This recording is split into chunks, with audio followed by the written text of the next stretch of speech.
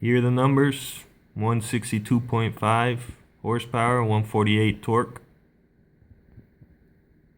Use a Dyno Dynamics dyno down here in Miami. I don't know, garage yourself if anyone knows the place. Let me know if the numbers are reliable. 162.5 and 148. That's off a stock-ish non-VTEC B18B. Got it up to 11.1, but all off-the-shelf stock Honda Acura parts.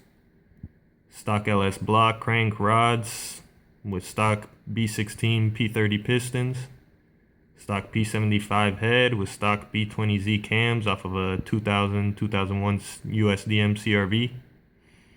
It has a stock exhaust spring with some random VTEC inner spring on the intake cam for an upgraded stock solution to be able to pull the 7800 safely in first and second, since you can kind of tell it dies off after 6,000 RPM. No real point in holding it in third, fourth, or fifth.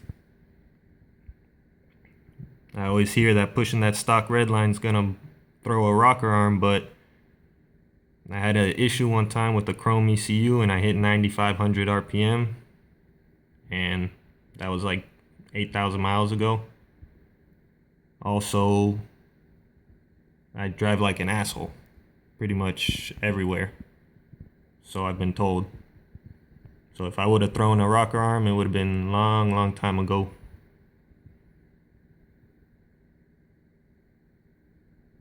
Still got stock manifold, which came off of a B20Z. It's the weird resonance chamber manifold that has the box on top.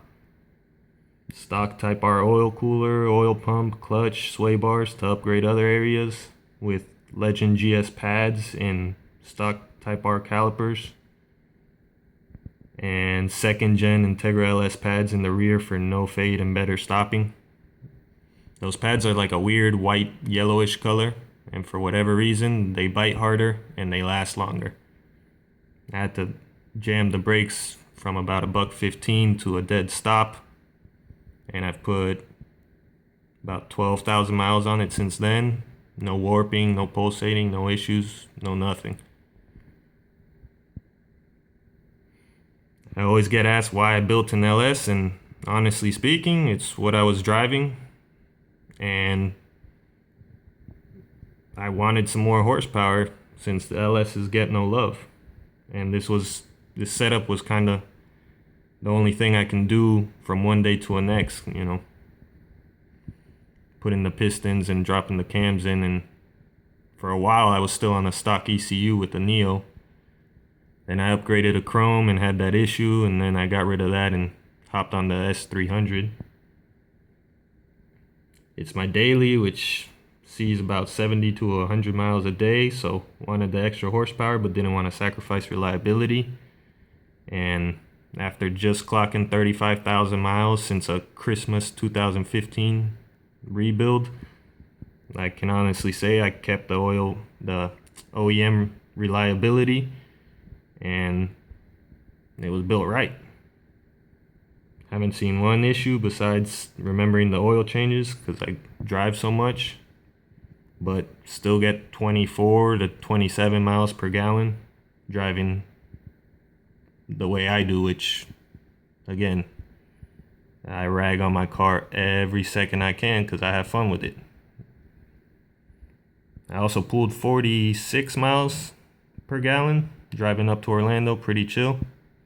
So power, reliability, and, you know, miles per gallon can go hand in hand done right. You can see the torque curve is pretty flat. That's about $1.44 right at 2,500, which is basically when I hit it, considering the guy started the sample at 1,800. Also got horsepower and air fuel ratio, which again, I only spent 2-3 hours street tuning, and it's pretty much right. That little dip right there, is because all the fuel I gotta give it, you know, it's gotta eat it up. But once the engine starts moving, it's what it wants. Again, you know, people want to hate on Hondas and talk shit, but this is all stock parts. Out of a 4-cylinder 1.8, no VTEC.